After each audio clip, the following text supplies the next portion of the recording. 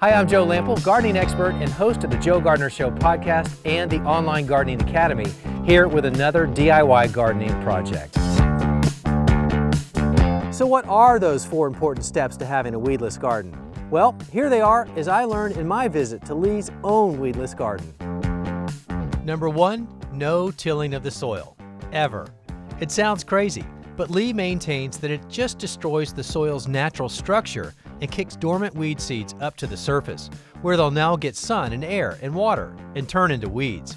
Pick out weeds by hand when you see them, but put that tiller in your next garage sale.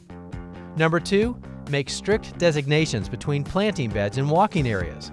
Don't walk in the planting beds and you'll never compact the soil you want to plant in with foot traffic. Number 3, cover your planting beds with compost.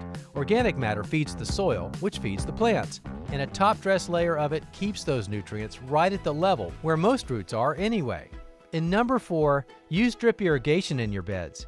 It conserves water by putting it directly into the soil at the base of your plants, instead of spraying it around the entire landscape, where it will just feed weed seeds that are deposited by wind or birds.